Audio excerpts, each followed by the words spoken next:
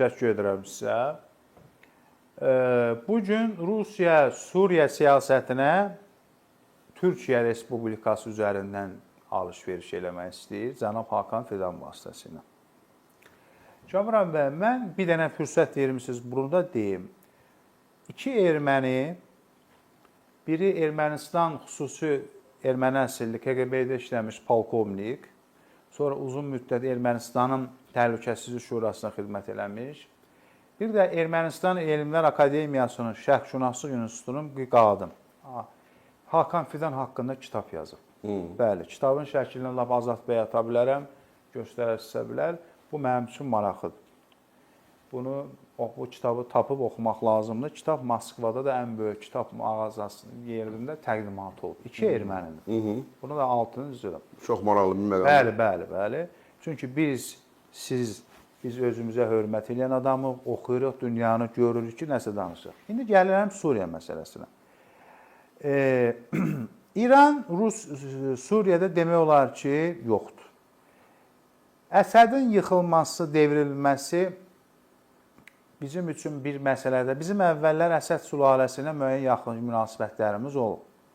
Orada iqtisadi, siyasi bəzi məsələlər olub. Amma həmişə biz unutmamalıyıq. Yəqin ki, indiki dövlətimizin xarici siyasətini aparanlar və dövlətimizin rəhbəri də bilir. Suriyada çox güclü erməni diaspora var. Əsas da Hələbdə. Suriyanın qızıl inhisarı, qızıl bu vətəndaş müharibəsindən qabağı deyirəm, indi də xəbərim yoxdur, ermənilərin əlində idi. Ona görə də biz həmişə erməni məsələsi orada var, o durur. Amma bugün bizim tərəfimizdən uğurdur ki, Ermənistan dövləti Suriyadakı bir müttəfiqini itirdi. Bu bir. Çünki Nikol Paşinyan hakimiyyəti, bax altını zıram. İstəyir Sarkisyan, Koçaryan və Nikol Paşinyan gələndən sonra da Suriyaya əsgərdə yardım eləyib, tibbi də yardım eləyib.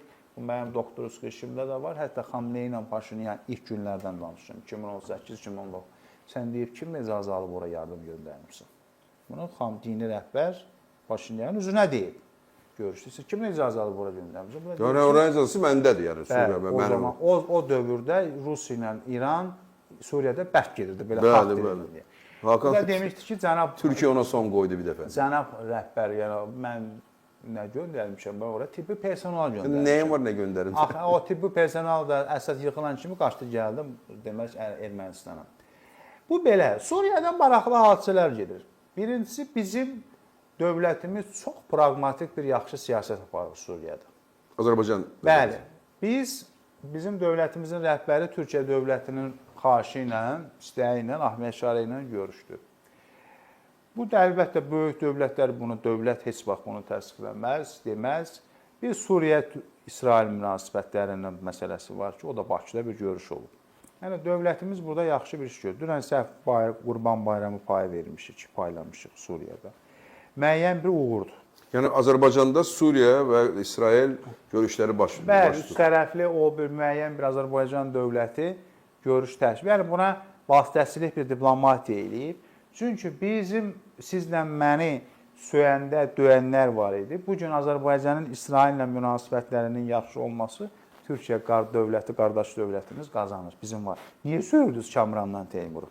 Amma indi səsləri çıxmır. Niyə söyürdünüz? Açığı deyim ki, Eurovision'da Azərbaycan xalqı və Azərbaycan ilə dövləti deyirəm, Azərbaycan münsiflər heyəti birbaşa İsrailə 12 xal verəndən sonra onlar indi dövləti sevməlidilər. Ona görə qorxularından gedirlər deşiyə. Bu bizə Türkiyədə də Azərbaycana qarşı çox haqsız fikirləri irəli sürür. Məncə də. Mən indi sizə hörmətimdən, sevgimdən üç rəngli bayrağımız var. O da bizim bayrağımız. Amma mən susuram.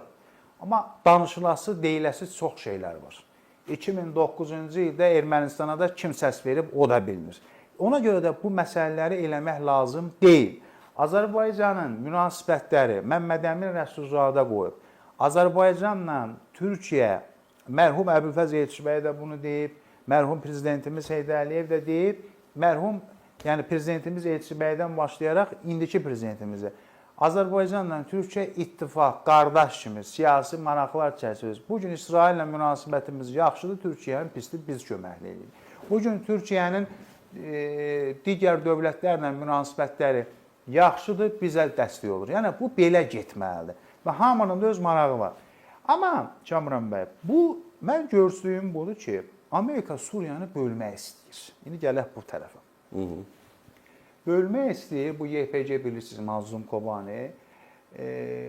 Və bir dənə bir söz deyim, bu vitse-prezident Amerikanın dedi ki, Suriyada az qalıb vətəndaş müharibəsi olacaq. Bura hökumət deyil, bura dövlət deyil. Vance deyir bunu. Vance deyir. Daha doğrusu Vance deyir, mən Mərkəzi Kəşfiyyatın reportlarına görə danışıram. Amma Vance səhv buraxdı, düz dedi, səhvdir. Vance bir tərəfi düz deyir.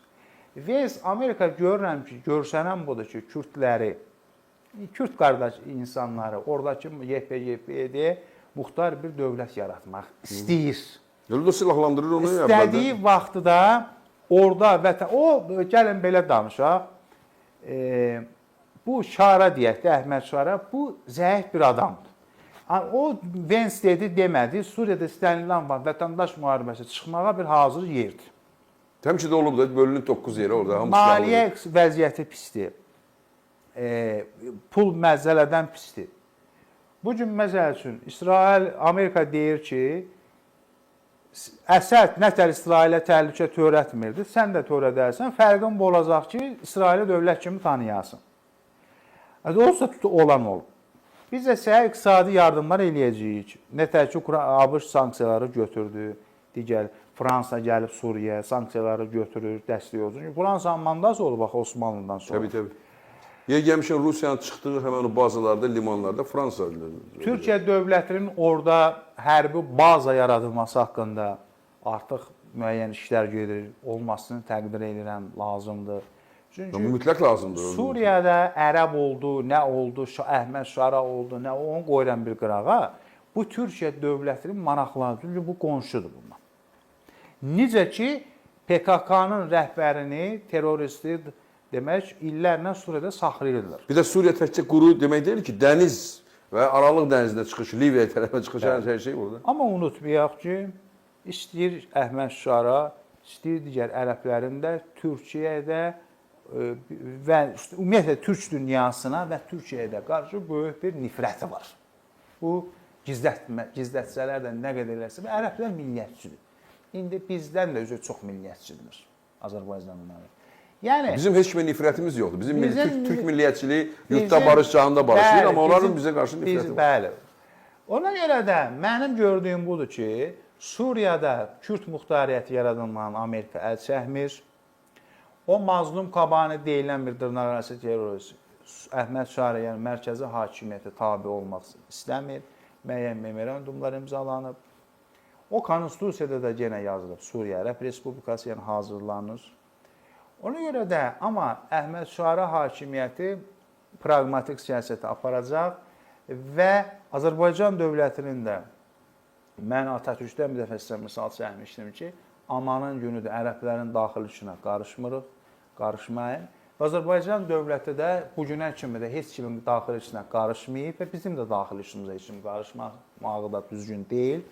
Və amma Suriyada bizim aktiv olmağımız, o keçən dəfə bizim sizlə dediyimiz lazımlı adam olmağımız üçün düzgün, uğurlu bir siyasətdir. Ən önəmlisi Suriya həmişə Daşna Sütunun, digər erməni təşkilatlarının, terror təşkilatlarının, türk diplomatlarının şəhid edənlərin yerinin məskəni olub. İndi hörmətlə, izzətlə, yumuşaq güc siyasəti ilə biz orada öz aktivliyimizi göstərib, qardaş Türkiyə Respublikası ilə paralel olaraq orada bir güc olmalı. Amma Suriya təkcə